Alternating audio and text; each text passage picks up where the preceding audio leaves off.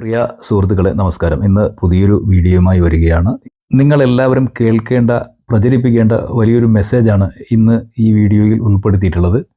മറ്റൊന്നുമല്ല, ഒരു പള്ളിയിലെ ഇമാമിൻ്റെ വെള്ളിയാഴ്ചയിലെ കുത്തുബ പ്രസംഗമാണ്. ആ പ്രസംഗം ഇന്ന് ജാതി മതഭേദമന്യേ ഏവരും പ്രശംസിച്ചുകൊണ്ടിരിക്കുന്നു. അത് ഉൾക്കൊള്ളണമെന്ന്, അതിലെ സന്ദേശം പ്രാവർത്തികമാക്കണമെന്ന് എല്ലാവരും ആവശ്യപ്പെടുന്നുണ്ട്. പ്രത്യേകിച്ച് വ്യാപാരി വ്യവസായി മേഖലയിലെ ആളുകൾ സ്വാഗതം ചെയ്തിട്ടുള്ള വൈറലായ ആ പ്രസംഗമാണ് ഇന്ന് ഇവിടെ ഉൾപ്പെടുത്തിയിട്ടുള്ളത്. ആ പ്രസംഗം നമുക്ക് കേൾക്കാം. ശേഷം നിങ്ങളുടെ അഭിപ്രായങ്ങൾ രേഖപ്പെടുത്തുക. എല്ലാവരും പരമാവധി ഷെയർ ചെയ്ത് മറ്റുള്ളവരിലേക്ക് എത്തിക്കുക. നല്ല ഒരു മെസ്സേജായി ഈ കേരളത്തിൽ അത് പ്രാവർത്തികമാകട്ടെ. ജനങ്ങൾക്ക് തൊഴിലില്ല, ജോലിയില്ല. അങ്ങനെ ജോലി ഇല്ലാതെ കഴിയുന്ന സമൂഹത്തിന് തൊഴിൽ കൊടുക്കുക എന്നുള്ളത് വലിയ പുണ്യമാണ്. അത്തരത്തിൽ നീ തൊഴിൽ കൊടുക്കാനുള്ള ഒരു സാഹചര്യം നമ്മൾ ഉണ്ടാക്കിയെടുക്കണം. ഇനി തൊഴിൽ കൊടുക്കുന്ന ആൾക്കാർക്ക് പിന്തുണ കൊടുക്കാൻ നമ്മളെ കൊണ്ട് കഴിയണം. ഒരുപാട് പേര് തൊഴിൽദാതാക്കളുണ്ട് ഇവിടെ.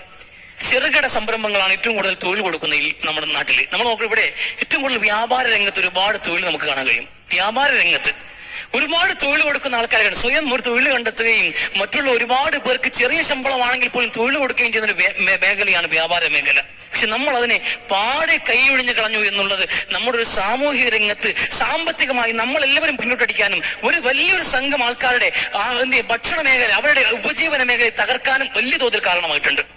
നമ്മൾ ഗൗരവത്തോടെ മനസ്സിലാക്കുക. നമ്മൾ എന്ത് ചെയ്യുക? ഇപ്പൊ വലിയ നിലയിൽ എല്ലാവരും ഓൺലൈൻ പ്ലാറ്റ്ഫോം വഴിയാണ് പർച്ചേസ് ചെയ്യുക. ഉപ്പോട്ട് കർപ്പൂരം വഴിയും ഓൺലൈൻ വഴി മാറ്റുന്ന ഒരു സാഹചര്യം ഉണ്ടായാൽ ഇവിടെ വ്യാപാരികൾ എങ്ങനെ ജീവിക്കും? അവരെ ആശ്രയിച്ചിരിക്കുന്ന തൊഴിലാളികൾ എങ്ങനെ ജീവിക്കും?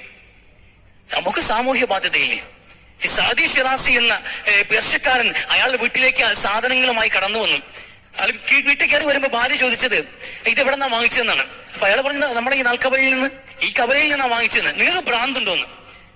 അപ്പുറത്തെ കവലയിൽ അല്പം കൂടി നടന്ന് അപ്പുറത്തെ കവലയിൽ പോയിരുന്നെങ്കിൽ 50 പൈസ വീതം എല്ലാത്തിനും വിലക്കുറവാന്ന്. അയാൾ പറഞ്ഞു ആയിക്കോട്ടെ, അതിന് ആ വിലക്കുറവിന് അയാൾ അവിടെ കടയിട്ടിട്ടുണ്ടെങ്കിൽ ആ പ്രദേശത്ത് കുറെ ആൾക്കാരുണ്ട് അവിടെ നിന്ന് വാങ്ങിക്കാൻ. ഇത് നമ്മളെയൊക്കെ കണ്ടിട്ടല്ലേ ഇയാൾ ഇവിടെ ഒരു കട തുടങ്ങിയത്. നമ്മൾ വാങ്ങിച്ചില്ലെങ്കിൽ പിന്നെ ആരാ വാങ്ങിക്കുക? നമുക്ക് ജീവിക്കാൻ ഇതൊക്കെ ആവശ്യമാണ്. നമ്മൾ ജീവിക്കുമ്പോൾ ഒരാൾ കൂടി ജീവിക്കട്ടെ എന്ന് മറ്റുള്ളവരെ ജീവിക്കുക എന്ന ഒരു മഹത്തായ ഒരു സന്ദേശമാണ് സാദി ഷിറാസി ലഘുകഥ ഭൂസ്ഥാങ്കതകൾ ഉൾപ്പെടുത്തുമ്പോൾ അദ്ദേഹം ഉദ്ദേശിക്കുന്നത്. നമ്മൾ ജീവിക്കണം. ഇവിടെ നമുക്ക് ജീവിക്കാൻ ആവശ്യമുള്ളത് ആവശ്യമാണ്. അതൊക്കെ വാങ്ങിക്കണം. നമുക്ക് വസ്ത്രം വേണം, നമുക്ക് ഭക്ഷണം വേണം. ഇതൊക്കെ നമ്മുടെ നാട്ടിലെ, നമ്മുടെ സമീപത്ത് കട നടത്തുന്നവരുടെ എന്ന് വാക്കുമ്പോൾ അയാൾക്കൊരു ജീവിതമാവും. അയാൾക്കും ഒരു ജീവിതമാകും. അതൊരു സഹായമാണല്ലോ. വെറുതെ കൊടുക്കണ്ട. ഔദാര്യങ്ങൾ കൊടുക്കാനുള്ള മനസ്സ് നമുക്ക് കാണിക്കുന്നുണ്ടല്ലോ. 35 കോടിയും 40 കോടിയും 50 കോടിയൊക്കെ യൂട്യൂബ് വഴി എങ്ങനെ അയച്ചു കൊടുക്കാൻ നമ്മൾ, അല്ലെങ്കിൽ നമ്മൾ ഗൂഗിൾ പേ വഴിയൊക്കെ അയച്ചു കൊടുക്കാണ്. നല്ല കാര്യം തന്നെയാണ്. എവിടെയോ കിടക്കുന്നവർക്കൊക്കെ സഹായം ചെയ്യാൻ വലിയ മനസ്സ് കാണിക്കുകയും സ്വന്തം ജംഗ്ഷനിൽ ഒരു കടയും തുറന്നിട്ട് ഔദാര്യം ഒന്നും വേണ്ട, എന്റെ കയ്യിൽ നിന്ന് എന്തെങ്കിലും വാങ്ങിച്ചു പോകൂ, ഞാൻ ജീവിക്കട്ടെ എന്ന ഒരു ധ്വനിയോടെ ഇരിക്കുന്ന കച്ചവടക്കാരെ കണ്ടില്ല എന്ന് നടിച്ചുകൊണ്ട് ഓൺലൈൻ പ്ലാറ്റ്ഫോമുകൾ ആശ്രയിക്കുന്നത് വിടേണ്ട കാര്യമാണ്. നമ്മൾ ഉപേക്ഷിക്കണം. കഴിവിന്റെ പരമാവധി നമ്മുടെ നാട്ടിനെ ആശ്രയിക്കുക. ഒരു കച്ചവടക്കാരൻ, എത്ര കച്ചവടക്കാരാണ് കടകൾ പൂട്ടിപ്പോകുന്നത്? എത്ര കച്ചവടക്കാരാണ് ആത്മഹത്യയുടെ വക്കിൽ നിൽക്കുന്നത്? ഓരോ ദിവസവും വന്നിട്ട് ഇവർ കട തുറന്ന് അടച്ചു പോകുമ്പോൾ നമ്മൾ എന്താ കണക്കാക്കുന്നത്? ജംഗ്ഷൻ കാണാൻ വേണ്ടി വന്നതാണെന്നാണോ? ജംഗ്ഷൻ കാണാൻ വന്നതല്ലല്ലോ ആരും. അവര് വന്നത് അവർ വാപ്പയ്ക്കും ഉമ്മയ്ക്കും മരുന്ന് മേടിക്കാൻ വേണ്ടിയാണ്.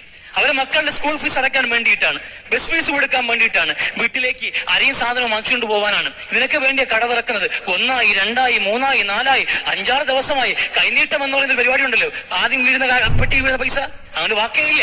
അങ്ങനെ ആദ്യം വീഴുന്ന പൈസ അതുപോലും വിൽക്കാതെ 4-5 ദിവസവും കഴിഞ്ഞിട്ട് വീട്ടിൽ ചെന്ന് പരാതി പറയുമ്പോ ഉമ്മാക്ക് ഇതുവരെയും ഗുളിക മാച്ചില്ലല്ലോ, അത് തീർന്നിട്ട് കുറെ ദിവസമായല്ലോ എന്ന് നിരന്തരം പരിഭവങ്ങൾ കേൾക്കുന്ന ഒരു ഗൃഹനാഥൻ ഒരു പിടി കയറിൽ അവസാനിക്കുമ്പോ ആ വീട്ടിൽ ചെന്ന് നിന്നിട്ട് ഇത്രയും ബുദ്ധിമുട്ടാണെങ്കിൽ എന്നോടൊരു വാക്ക് പറഞ്ഞെങ്കിൽ ഞാൻ എടുത്ത് തരുമായിരുന്നല്ലോ എന്ന് പറഞ്ഞ് തള്ളി മറിക്കുന്ന ഒരു പരിപാടി ഉണ്ടല്ലോ. അതല്ല വേണ്ടത്. അതല്ല. ഒരുത്തൻ ചത്തൊടുങ്ങിയിട്ട് അവിടെ വന്നിട്ട് വിലാപം പറഞ്ഞിട്ട് ഞാനങ്ങ് സഹായിച്ച് മറിക്കുമായിരുന്നു എന്ന് പറയലില്ല. അവന്റെ കടയിൽ നിന്ന് 1 കിലോ പഴവും 1 നാരങ്ങ വെള്ളവും നിങ്ങൾ വാങ്ങിച്ചിരുന്നെങ്കിൽ അയാൾ പിന്നെയും ജീവിക്കുമായിരുന്നു. അയാൾക്ക് ഒരു പ്രതീക്ഷ ഉണ്ടാകുമായിരുന്നു. ആ കച്ചവടം കൊണ്ട് എന്ന് കണക്കാക്കും. നാളെ ഇതിനേക്കാൾ കൂടുതൽ ഉണ്ടായേക്കാം എന്നൊരു പ്രത്യാശ കൊടുക്കാൻ ഒരു കസ്റ്റമറെ കൊണ്ട് കഴിയും. ഇതൊക്കെ വലിയ കാര്യമാണ്. നിങ്ങൾ എങ്ങനെയൊക്കെ മനസ്സിലാക്കുമെന്ന് എനിക്കറിയില്ല. ഈ പള്ളി മുമ്പിൽ നിന്ന് ഞാൻ പറയുമ്പോൾ ഈ തെരുവിൽ നടക്കുന്ന കച്ചവടക്കാരെ കുറിച്ച് ഞാൻ സംസാരിക്കുമ്പോൾ നിങ്ങൾ എങ്ങനെയാണ് കേൾക്കുന്നത് എനിക്കറിയില്ല. പക്ഷെ ഇതിലൊക്കെ വലിയ നന്മയുണ്ട്. അത് ചിന്തിക്കാൻ കഴിയണം നമുക്ക്. അത് മാത്രമല്ല, ചക്രം എന്ന പൈസ പറയാ. ചക്രം അതിങ്ങനെ സൈക്ലിംഗ് ആണ്, കറങ്ങിക്കൊണ്ടേയിരിക്കണം. ആമസോൺ പോലെയുള്ള കമ്പനികൾ ഭൂരിപക്ഷവും അത് ഏറ്റവും കൂടുതൽ എന്ത് ചെയ്യും, വിദേശ കുത്തക മുതലാളിമാരാണ് അതിന്റെ ആ പ്ലാറ്റ്ഫോം ഉപയോഗിച്ച് കച്ചവടം ചെയ്യുന്നത്. നമ്മുടെ നാട്ടിലെ പൈസ 1000 രൂപയ്ക്ക് ഞാൻ അതിന് പർച്ചേസ് ചെയ്തു, വിദേശത്ത് നിന്നുള്ള ഒരു കമ്പനിയാണ്, അവരുമായിട്ട് ഞാൻ കച്ചവടം നടത്തുന്നതെങ്കിൽ 1000 രൂപ എന്റെ മണ്ണ് വിട്ട് പുറത്തുപോയി, എന്റെ രാജ്യം കടന്നുപോയി. ആ പൈസയുടെ എന്ത് ചെയ്യും, കുറവ് ഈ രാജ്യത്ത് രേഖപ്പെടുത്തും. പൈസ കുറയും. പൈസ കുറയുമ്പോൾ സ്വാഭാവികമായിട്ടും എന്ത് ചെയ്യും, വില കൂടും. വില കൂട്ടമാകുമ്പോൾ നമുക്ക് ജീവിക്കാൻ കഴിയാതെയാവും. എന്നാൽ നമ്മുടെ നാട്ടിൽ 100 രൂപ കൊടുത്ത് ഞാൻ മീൻ വാങ്ങിച്ചാൽ മീൻ കച്ചവടക്കാരൻ 100 കൊണ്ടുപോയി പച്ചക്കറി മേടിക്കും, പച്ചക്കറിക്കാരൻ അത് കൊണ്ടുപോയിട്ട് ഒരു ചെരുപ്പ് മേടിക്കും, ചെരുപ്പ് കടക്കാരൻ അത് കൊണ്ടുപോയിട്ട് 1 കിലോ അരി വാങ്ങിക്കും, അരി വെള്ളവൻ വരുമ്പോൾ മരിച്ചിരി മേടിക്കും. ഇതൊരു നാട്ടിൽ ഇങ്ങനെ റൊട്ടേഷനാണ്. ഒരു 1000 രൂപ ഒരു നാട്ടിൽ ഞാൻ ഇറക്കിയാൽ 1000 രൂപ ആ നാട്ടിലെ മുഴുവൻ ജനങ്ങൾക്ക് ഇറക്കിയതാ. അതാണ്ട പണം പൂഴ്ത്തിവെക്കലെന്ന് പറഞ്ഞത്. പണം പൂഴ്ത്തിവെക്കല്ലെന്ന് റസൂൽ പറഞ്ഞിരുന്നതാണ്. പണം ചക്രമാണ്, കറങ്ങിക്കൊണ്ടേയിരിക്കണം. നീ പൈസ പുറത്തിറക്കുമ്പോൾ ഒരുപാട് മനുഷ്യർക്ക് അതിൽ ആശയുണ്ട്, ഒരുപാട് മനുഷ്യർക്ക് അതിൽ ഭക്ഷണമുണ്ട്, ഒരുപാട് മനുഷ്യർക്ക് അതിൽ മരുന്നുണ്ട് എന്ന്. ഒരു നാടിന്റെ സമ്പന്നത എന്നുള്ളത് നമ്മളെ ഏറ്റവും പ്രധാനമായിട്ടും ഉൽപാദകരെയും വ്യാപാരികളെയും ആശ്രയിച്ചാണ് ഒരു നാടിന്റെ സമ്പന്നത നിൽക്കുന്നത്. ഒന്നും ഉൽപ്പാദിപ്പിക്കുന്നുമില്ല, സ്വന്തം നാട്ടിൽ കച്ചവടമില്ലെങ്കിൽ ഈ മണ്ണ് തരിശ് ഭൂമി പോലെ നമ്മൾ ഏറ്റവും കൂടുതൽ ദാരിദ്ര്യത്തിലേക്കും പട്ടിണിയിലേക്കും ഒരു സമൂഹം ഒന്നടങ്കം തള്ളപ്പെടുന്ന സാഹചര്യം ഉണ്ടാകും. കറൻസി ഉണ്ടാവില്ല കയ്യിൽ ആരുടെയും പക്കൽ. അതുകൊണ്ട് ആലോചിക്കുക, ഗൗരവത്തോടെ ആലോചിക്കുക. ഇമാം ഇംദാദി മൗലവിയുടെ ഈ പ്രസംഗം വളരെ ഗൗരവത്തിൽ കേരളം ഉൾക്കൊള്ളേണ്ട ഒന്നാണ് എന്ന് എനിക്ക് തോന്നിയിട്ടുണ്ട്. മാത്രമല്ല, ഈ പ്രസംഗത്തെ സംബന്ധിച്ച് ധാരാളം അഭിപ്രായങ്ങൾ ഉയർന്ന് വന്നുകൊണ്ടേ ഇരിക്കുകയാണ്. ഈ സന്ദർഭത്തിൽ ഈ പ്രസംഗത്തെ ഉൾക്കൊള്ളുകയും അതിൻ്റെ മാതൃകാപരമായ ദൗത്യങ്ങൾ നിർവഹിക്കുകയും ചെയ്താൽ നമ്മുടെ ഗ്രാമങ്ങൾ സ്വയം പര്യാപ്തതയിലേക്ക് എത്തിപ്പെടും. അദ്ദേഹം സൂചിപ്പിക്കാത്ത ഒരു കാര്യം കൂടി ഞാൻ ഉണർത്തുകയാണ്. നമ്മുടെ ഗ്രാമപ്രദേശത്തുള്ള കടകളിൽ അത്യാവശ്യത്തിന് കൈക്കാശില്ലെങ്കിൽ പോലും കടമായി നമുക്ക് ലഭിക്കും. പക്ഷേ ഒരു സൂപ്പർ മാർക്കറ്റിലോ ബാർകോഡ് ചെയ്തു വെച്ച സ്ഥാപനങ്ങളിലോ ഒരു ചില്ലി കാശ് കുറഞ്ഞാൽ ആ സാധനം നമുക്ക് തരികയില്ല. അതിന് യാതൊരു മനുഷ്യത്വപരമായ പരിഗണനയും അവർ നൽകാറേ ഇല്ല എന്ന യാഥാർത്ഥ്യം ഓരോ കേരളീയനും മനസ്സിലാക്കേണ്ടതുണ്ട്. ചെറുകിട മേഖലയിലെ വ്യവസായങ്ങൾ ഒക്കെ തകർന്നു പോകുന്ന ഒരു കാലത്ത് ചെറുകിട കച്ചവടക്കാരും തകർന്നു പോകുന്ന ഒരു സാഹചര്യം ഉണ്ട്. ഇവിടെ വമ്പൻ കോർപ്പറേറ്റ് കമ്പനികളും വമ്പൻ മാളുകളും പല പേരുകളിൽ പല രീതികളിൽ നമ്മുടെ നാടിനെ വരിഞ്ഞു മുറുക്കുമ്പോൾ ഏറ്റവും സാധാരണക്കാരായ ചെറുകിട കച്ചവടക്കാർ പൂട്ടിപ്പോവുകയാണ്, അല്ലെങ്കിൽ ആത്മഹത്യയിലേക്ക് പോവുകയാണ്.